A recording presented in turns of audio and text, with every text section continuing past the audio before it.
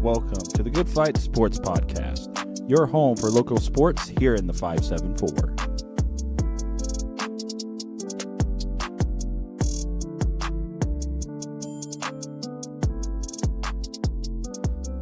Hello, everyone. This is Kenny from the Lugnuts Podcast Group. We have some exciting news to share with you. Tune in April 16th. For that, we've been doing some revamping, and we have something new to show you guys. We've been working behind the scenes diligently and really hard since March to get this thing done. We've got it done, and we're ready to present it to you guys. So tune in. Again, April 16th is when we'll be launching that news for you guys. So without further ado, let's get on with the Good Fight Sports Podcast. Hello, everyone, and welcome to the Good Fight Sports Podcast. My name is Kenny Cramer, and there is going to be no Brady this week. Things at the church that I go to right now are kind of hectic with the Easter musical production that we're doing. And so we just finished practice for that. And it ran late. So I told Brady that he can take the week off for this week. But anyway, there's still sports news. It doesn't wait on us. So we're going to jump right in to some breaking news in the area. So we have three teams from one of the biggest conferences up in Northern Indiana, the Northern Indiana Conference. Three teams have decided to leave the conference. Those three teams being Bremen, Jimtown, and John Glenn. They have sent letters to the administrators of the NIC asking to leave the conference by 2024-25. So the 2024-25 season will be the last year that those three teams will be a part of the NIC. And this also comes after speculation and a lot of rumor linked Bremen and John Glenn to the Hoosier North Athletic Conference. This is the conference that LaVille is a part of. And that was shot down due to Bremen not being able to join the conference. Everyone who voted did not vote Bremen in at all. There were several other chances for Bremen to join, and those got shot down as well. So Bremen and John Glenn joining the Hoosier North is not happening. So three teams from the NIC will be looking for new homes in the 2024-25 season. Also, Tippecanoe Valley has put in a letter asking to leave the Three Rivers Conference by 2024-2025. So that now makes four teams from Northern Indiana now looking for a new home. And Tippecanoe Valley was also kind of linked to the Hoosier North for making the conference. That would make it a 12-team conference with two divisions, 6 teams in both, and football only. But that has now been nixed due to the fact that Tippy Valley has left the Three Rivers Conference. Now, to the bigger news, LaVille and Knox are also leaving the Hoosier North Athletic Conference. This comes after being in that conference for now 7 years. The fact that LaVille was leaving was more of a bigger shock to me because LaVille has seen a lot of success in the Hoosier North. From my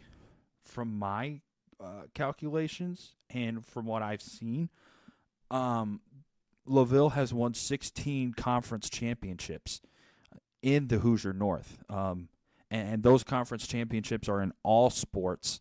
That's been in a 7-year frame. LaVille has won 16 conference championships. The most recent of which has been football, when LaVille went 10-0 and won the Hoosier North and won, I believe, 7 games in the conference as well.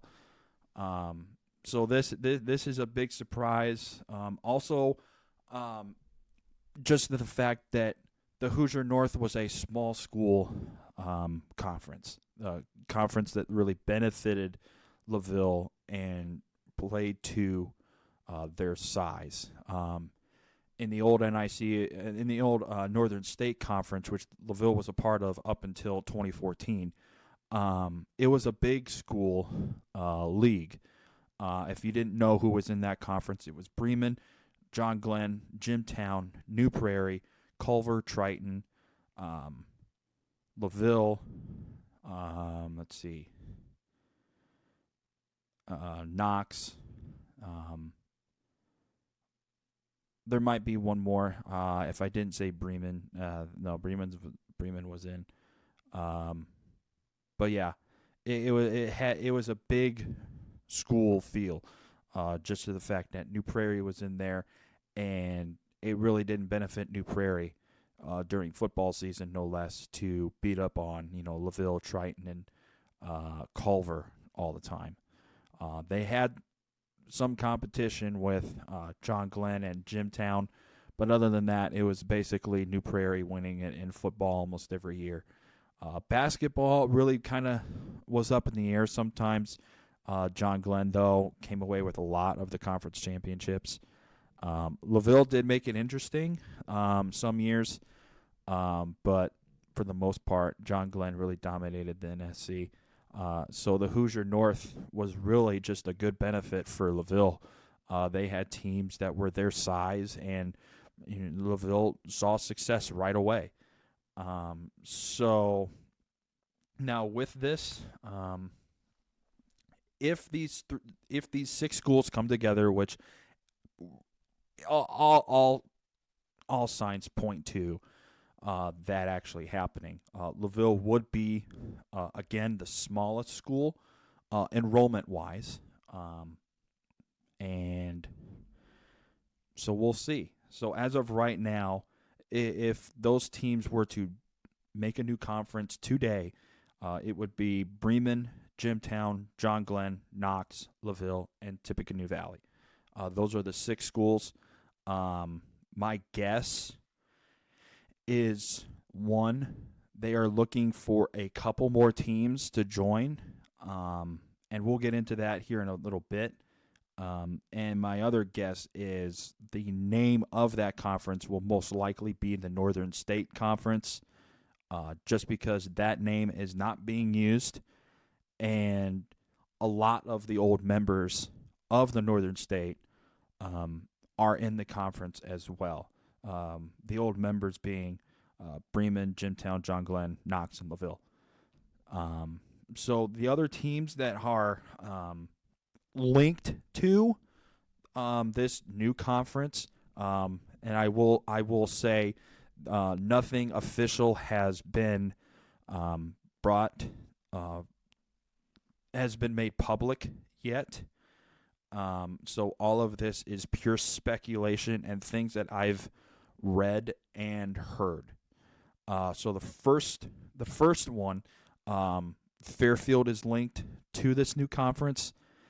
Fairfield is a part of the Northeast Corner Conference, and they are almost just south of Goshen. Basically, they are in Goshen. So they are linked to this new conference.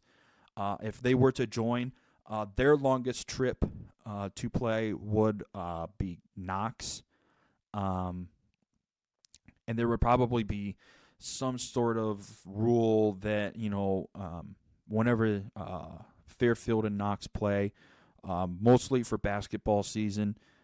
They would probably play maybe Friday or on a Saturday, just so that the students don't have to um, get home at around, midnight and then have to wake up at 6 in the morning for school. That would be my best guess, but again, all of this is pure speculation. The other school that has been linked to this conference is Rochester. They are, as of right now, Rochester is a part of the Three Rivers Conference, but it all sounds like Rochester is perfectly fine with staying in the Three Rivers Conference, and they feel that they have set themselves on a good base to be competing for conference championships in the Three Rivers. So, again, all of that is pure speculation. I don't know anything official yet. And really all of this, at least from what I've heard about the whole LaVille part, is this has been talked about for a while now, and it has just now been made public and made official. But a lot of this, there was a lot of talk behind closed doors, is what I've heard.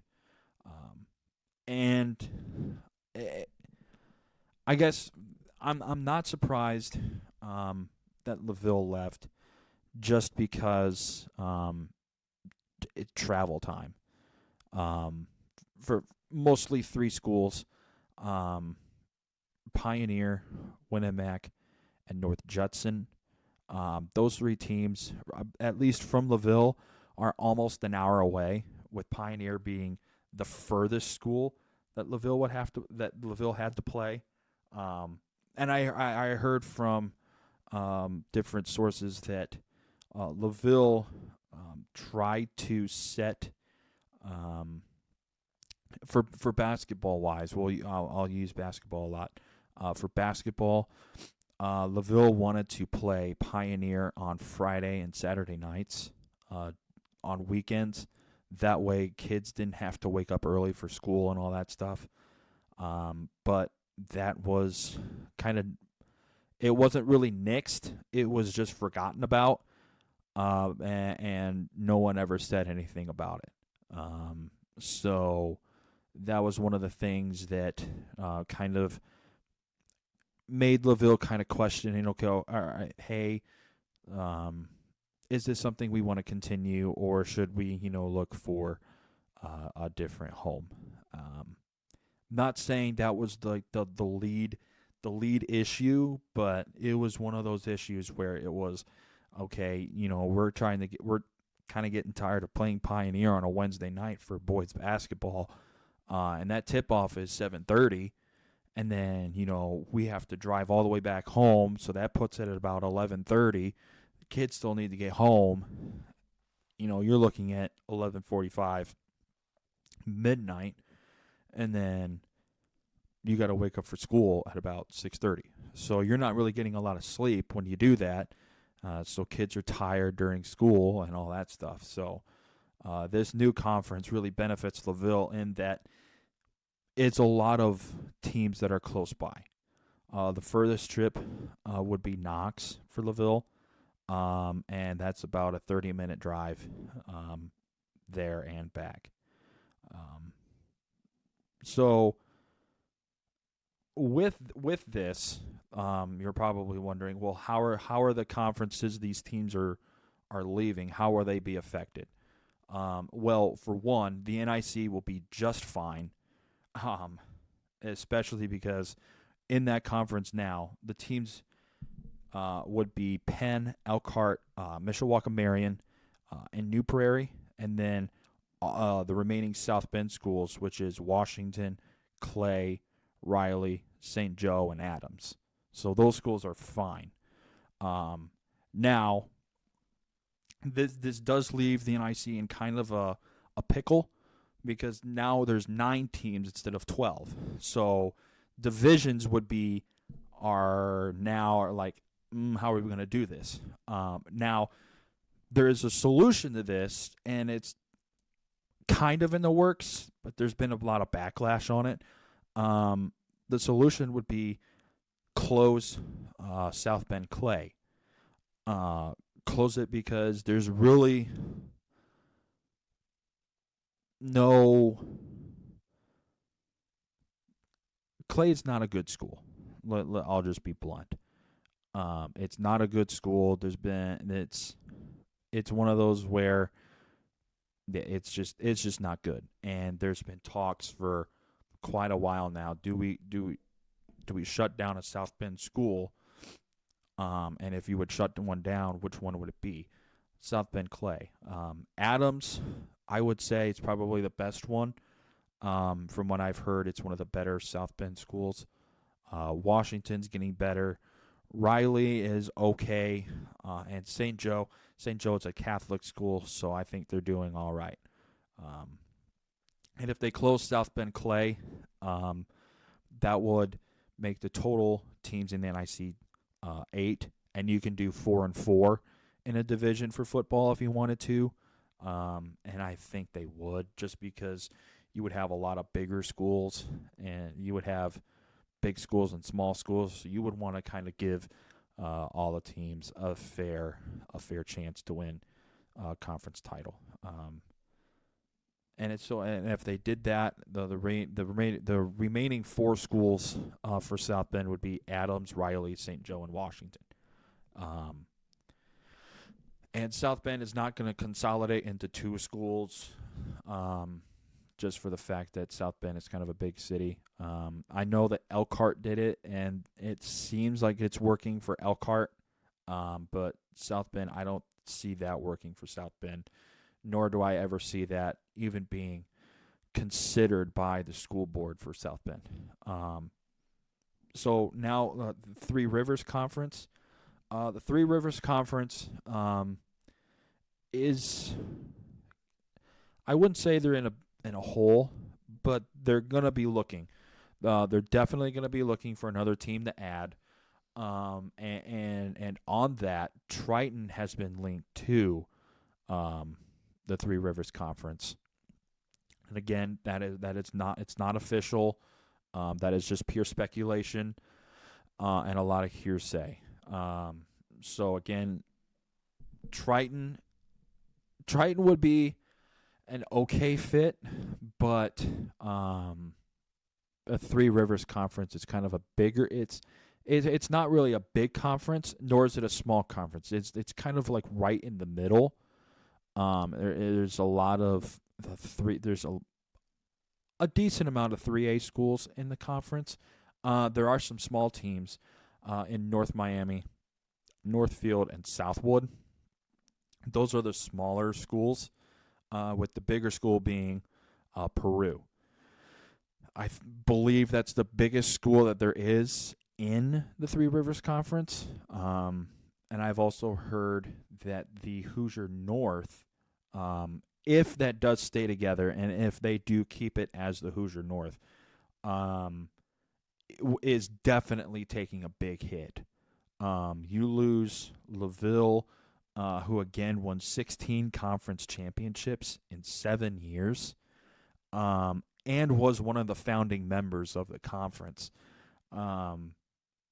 You're losing a lot of talent. And you're losing Knox as well, who is also very competitive in the conference. They won 7 the conference championships in 7 years.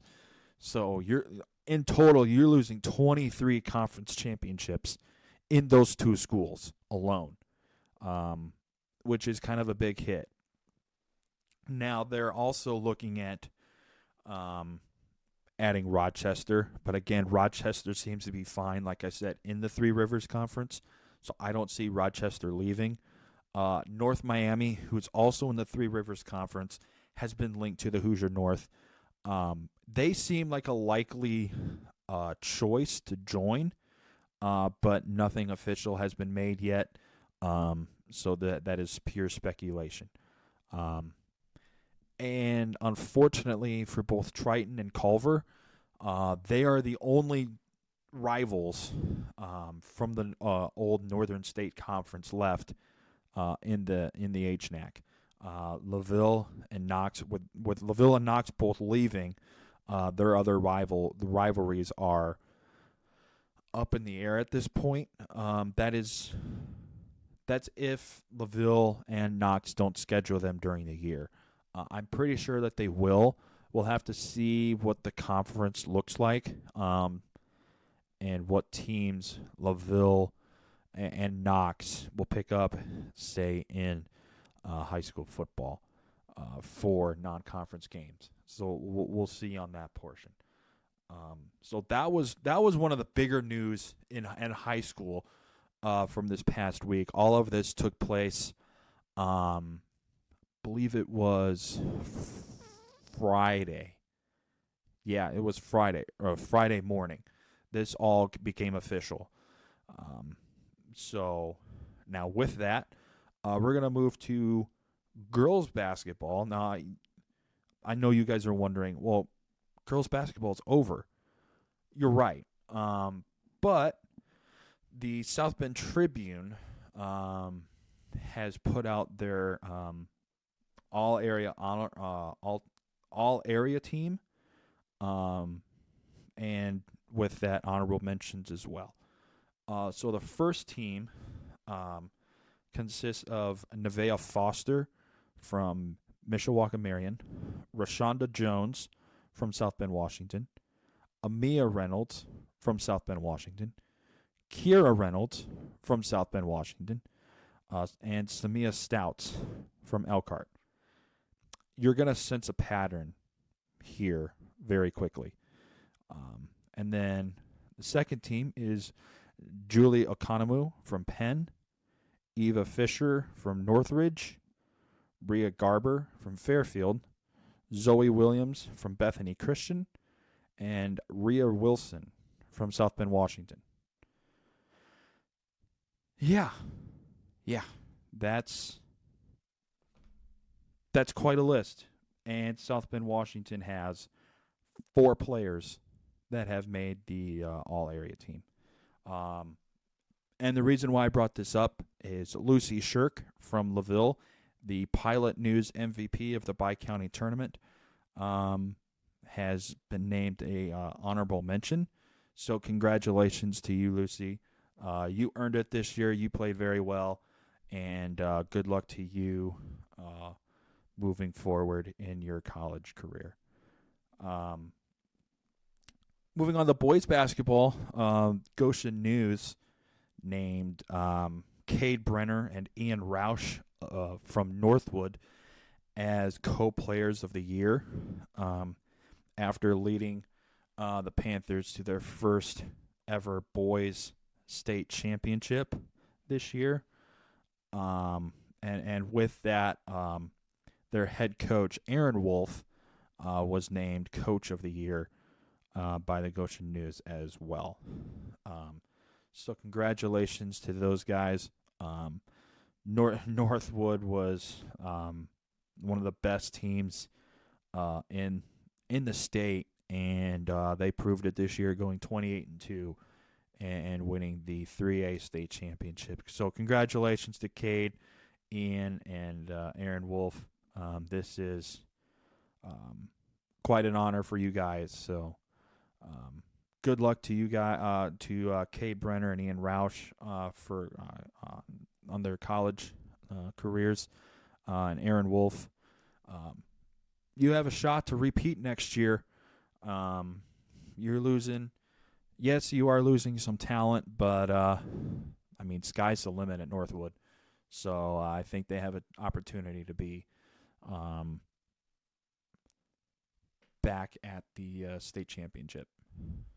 All right, so now moving to the NCAA, and we're going to go back to last week because unfortunately we can't really record a show during the week. But last week, the Elite Eight, the second round of Elite Eight happened.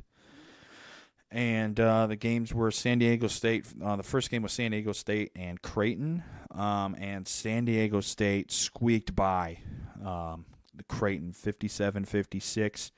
This game was a great game. So here's the last few seconds of the game. So 6.7 seconds left. San Diego State ball. They're inbounding on the sideline nearest their bench. So San Diego State.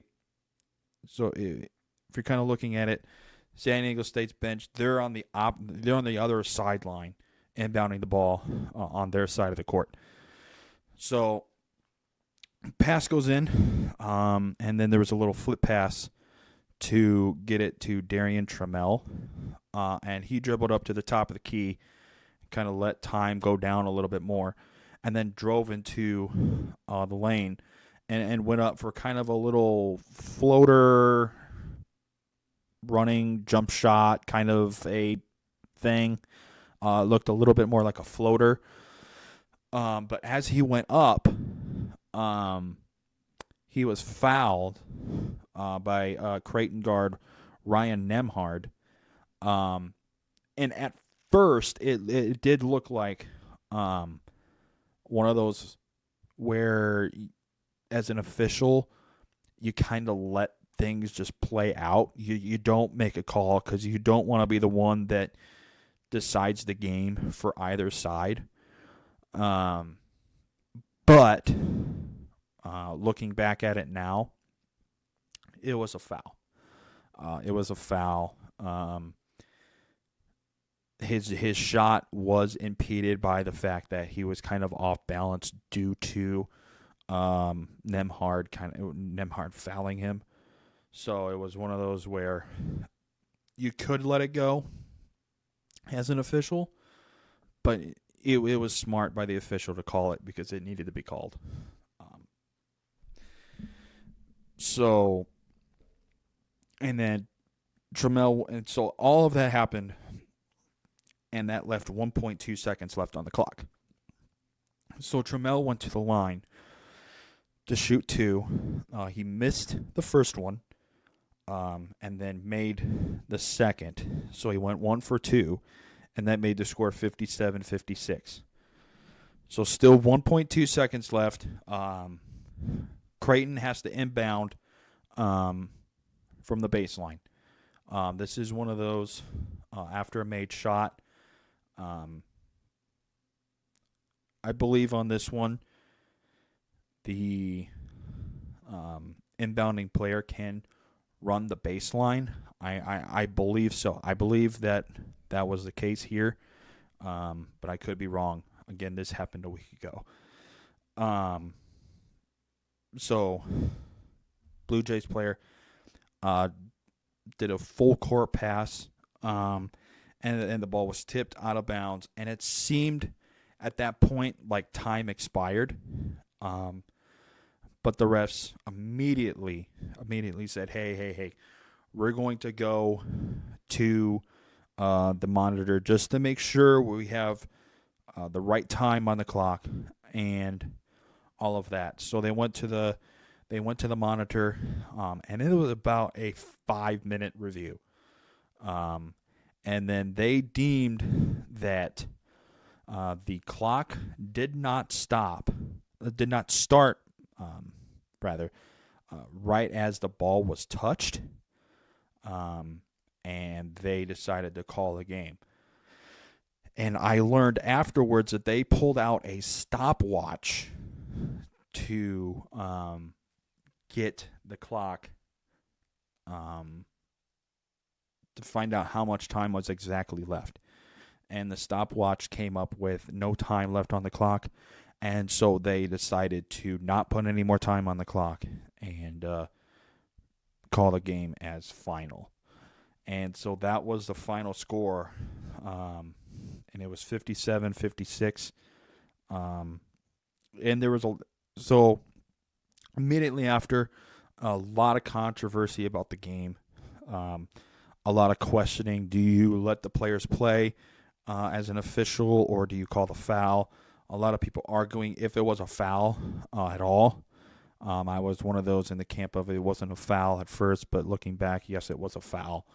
And so, do I agree with the call? no, even though it was a foul. But I also understand in that moment you have to call something, because if you don't, it just looks bad. Now the Creighton coach, I heard that maybe you can use the argument of, well, if that wasn't a foul through the whole game, then you can't really call that at that moment.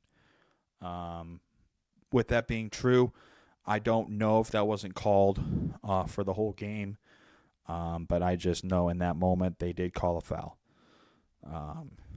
And the other Elite Eight game featured Miami and Texas, and Miami came back from a 13-point deficit to beat Texas 88-81 to advance to their first Final Four in school history. And that also goes for San Diego State. They also make it to the Final Four for the first time in their history, and it's the first time that a Mountain West team makes the Final Four. For those college basketball nuts out there, you're probably saying to yourself, "Hey, UNLV made the Final Four a lot and won a few championships. So that thing that you said about the Mountain West team, first Final Four, that's wrong. No, it's right, because UNLV was not in the Mountain West Conference during those times. So this is officially the first time that a Mountain West team has made the Final Four. And so San Diego State will play Florida Atlantic in the first game of the Final Four, and we'll cover the Final Four games here in a bit. So again, the second game was Miami, Texas, and the Hurricanes for the game hit 2 threes.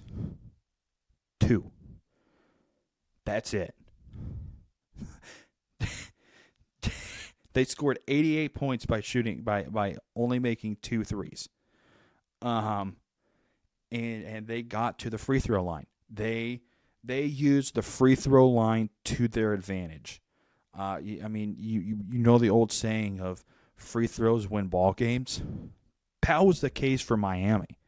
Miami used the free throw line to the T. They went 28 for 32. And they shot 59% for the game. Texas shot 40% and 50 from 3. Oh, my bad. Texas shot 40% from 3 and 50% for the game. And Miami shot 59% for the game. So it was a scoring game. Both teams shot really well from the field. But Miami just had the wherewithal and the scrappiness to come back from that 13-point deficit and didn't mail it in and decided to take it to Texas. And they did, and they came away with the win. So Miami moves on to face UConn now in the second game of the Final Four. So we'll cover the women's Final Four first before we cover the men's. So in the first game of the women's Final Four, LSU faced Virginia Tech. And it was a really good game, back and forth for most of the game, but LSU ultimately came away with the win over the Hokies to advance to the national championship game, which is today, by the way. So LSU is now 33-2, and Virginia Tech finishes 31-5, and that's also the most wins in school history for women's basketball. So congratulations to the women's team at Virginia Tech. It was a good year. So we'll see if LSU can come away with the national championship. Second game, and this one was a doozy, was Iowa and South Carolina. And this was highly competitive. And a record-setting game. The Hawkeyes took down the number 1 seeded Gamecocks, and South Carolina came into the game 36-0, and winners of 42 consecutive games, dating back to last year. They had won the national championship too last year, so they were coming off a national championship season and looking to repeat as champions again. But that wasn't the case because Iowa's Caitlin Clark absolutely refused to lose and led all scores for the game with 41 points. That is a NCAA semifinal record for points. No one's ever scored 41 points in a Final Four game before. And she also had 8 assists and 6 rebounds to go along with that. So just padded the stat book. Absolutely ridiculous. And so the national championship is now LSU and Iowa. Iowa now 31-6, and South Carolina obviously 36-1. And we'll see who wins that national championship today. My guess is I would lean towards cheering more for Iowa just because I think they have the opportunity to pull off the I would consider it an upset, but it wouldn't be really an upset. Just Caitlin Clark for Iowa was just an absolute monster, just pulling up from deep range from three and knocking them down. Just the confidence in her shot was just incredible. So now the men's Final Four was yesterday, and the first game was Florida Atlantic and San Diego State. And Florida Atlantic had an opportunity to win, but they had the shot blocked in the final seconds, and San Diego State hit a last-second shot. I mean last second. The ball went in with no time on the clock, and San Diego State won 72-71. And they came back from 14 down in the second half. So just an absolute great comeback by San Diego State. And so San Diego State makes it to the national championship game for the first time ever. And they faced the winner of Miami or UConn, which was the second game. And the second game was nothing to write home about.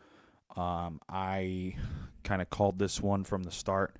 I just thought that Miami was not up to tax to playing UConn, and UConn won wire to wire last night, and they won 72-59. And here's the thing about UConn this year for the NCAA tournament. They have won by at least 13 points in every game, the most coming against Gonzaga when they won by 28. So all of their games have not been close, final score-wise. So UConn is also 16-0 against non-conference teams. The only losses for UConn have come inside of their conference, which is the Big East. And if you're wondering, yes, that's the conference that used to get consistently 6 to 8 teams in every single year into the NCAA tournament. And that was when the Big East was the best basketball conference there was. That was back in the days where the Big East had Notre Dame, Louisville, Syracuse, Pitt, West Virginia, Georgetown, Villanova, Marquette, St. John's, Rutgers, Providence, Seton Hall, DePaul. I mean, the conference was just loaded with good teams, and it was one of, if not the toughest basketball conferences there was in America at that point. And that all fell apart. I believe it was 2014 or 2013 when the conference fell apart, and Notre Dame, Syracuse, and Louisville, and Pitt all left to join the ACC. West Virginia dipped to join the Big 12. I believe that was all the changes there were. And South Florida. South Florida left for the American Athletic Conference. So the old Big East kind of fell apart, and the only teams that stuck around were Georgetown, Marquette, Villanova, UConn, Seton Hall, DePaul, Providence. I believe were the only teams that stuck around and stayed in that conference.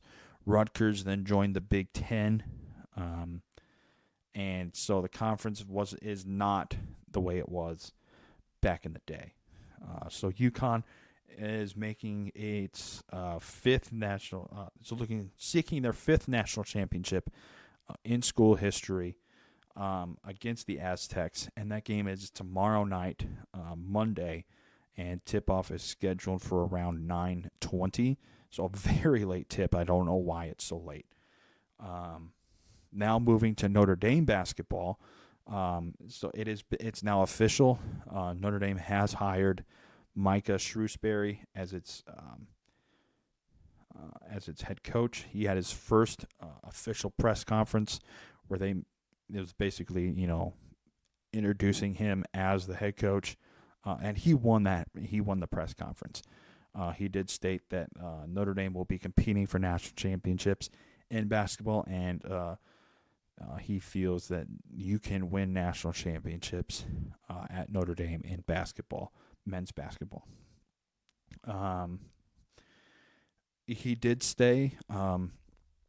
He didn't say outright, but there was a question asked, do you want to play, Purdue, Indiana, Butler, since you're in Indiana? And he was like, we'll play anyone. So he was like, yeah, we want to play them. We'll see what it takes to play them. And then he said he wants Purdue, Indiana, Butler to travel up here to play a game, which would be awesome. That's what fans want at Notre Dame, to play those big schools. So Notre Dame football now, they got a big-time recruit from the three-star offensive lineman Anthony Knapp. And with this recruit, this commitment, by the way, Notre Dame now has the number 3 recruiting class in 2024, and that's only behind Georgia and LSU. So big pickup there for the offensive line. And Notre Dame football is in a great place right now, and I think they're going to be just fine picking up recruits and all that stuff. I mean, Notre Dame recruits itself for the most part, and you just got to be on the top of your game to go to Notre Dame in order to play. And so I believe Notre Dame is going to be just fine, especially this year. They look very strong, especially with Sam Hartman as quarterback. He has just been lights out in practice, especially and also the younger quarterbacks too. Steve Angeli, Tyler Buckner, Kenny Minchie. Those guys have all stepped up. And I also saw something where the defense is not just playing its starters during practice a lot. There's a lot of shared time with, first team, second team, third team, wherever you're at in the roster, you're getting playing time on defense. The defensive coordinator, Al Golden, is just making sure that everyone knows what to do when they get into the game, and I think that's brilliant. That's something Notre Dame has lacked in a while. Just getting their players all, making sure they know what to do every play. That way when they get into the game, there's no confusion. So I kudos to the defensive coordinator at Notre Dame for making that choice. I think that it's just absolutely brilliant. NFL news, some of the biggest NFL news I saw for this week. Philadelphia Eagles were considering picking up former running back from Ezekiel Elliott. He was with the Dallas Cowboys for the longest time. And he was linked to Philadelphia, but it now looks like Philadelphia has said, thanks, but no thanks. We're going to go with somebody else. So that kind of leaves Ezekiel Elliott not with a team and looking for one. And I think if he would have went to Philadelphia, he would have had a great year. And I think Philadelphia has what it takes to win a Super Bowl next year. Not saying they will, not saying they won't, but if they would have picked up Ezekiel Elliott, they would have had a great opportunity to win that Super Bowl this upcoming year. So with that, we're going to wrap things up here. Thanks for listening to the podcast.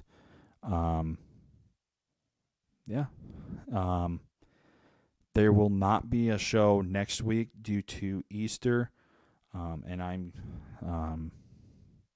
going to be hanging out with church friends after church service, so there will not be a show next week. There will be a show in 2 weeks from now. If there is a show